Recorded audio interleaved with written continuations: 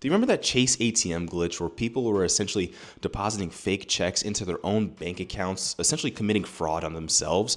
Well, Chase is actually following up and suing people behind this. Payback after an ATM glitch allowed scammers to steal money for days. Yeah, the glitch spread on social media, and now the bank is heading to court to get back the money. Here's ABC's Andrew Dimbert.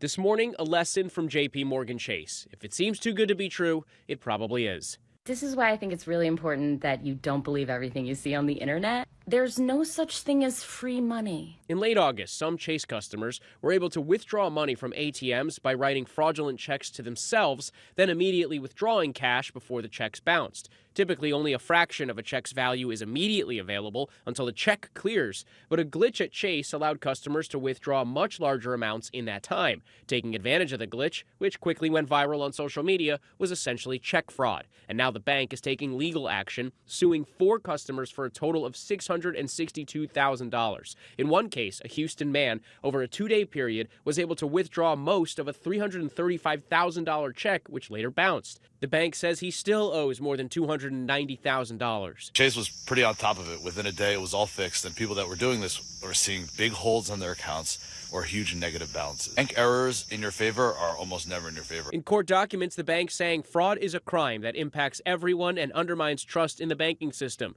Chase takes its responsibility to combat fraud seriously. In addition to returning the funds, Chase is demanding the defendants cover the bank's legal fees and other expenses related to the glitch. Andrew Dimbert, ABC News, New York. Now, initially, I didn't think Chase was going to be suing people behind this. I thought this was like an easy shut case. You just lock up their bank account. They don't have access to their money. You do, the whole bank system thing. But people were taking and committing up to $400,000 of check fraud. Now, that's a mind-staggering number. And a lot of these cases, they were actually able to withdraw the money.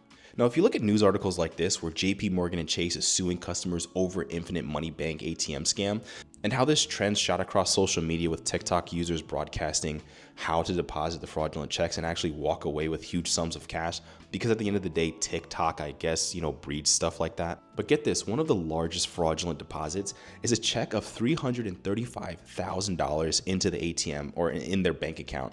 And the man withdrew most of the cash, and the bank says that it's owed back a sum of $290,000. Now, I want you to picture this. This person was able to walk across, probably multiple ATMs, deposit nearly over $250,000 and withdraw that sum. Now, it's crazy to me that the bank even had a system like this in place where someone was able to deposit this much specifically through ATMs and not, having an error at the ATM saying go to the cashier or go to a check-in spot, but having someone even withdraw that and it not pulling up any red flags or alerts across the system is just a two-party fault. One side's on the bank and the other side's on the person essentially committing fraud on themselves, which is sort of like shooting yourself in the foot. Now, at the end of the day, people are going to hate the banking system, and that's not likely going to go away anytime soon. But this is fraud. Going back to the 90s, catch me if you can, everyone understands this kind of concept, and the fact that social media is able to spread like wildfire in a situation where you're only going to be hurting yourself. Just remember, at the end of the day, there's no such thing as easy money.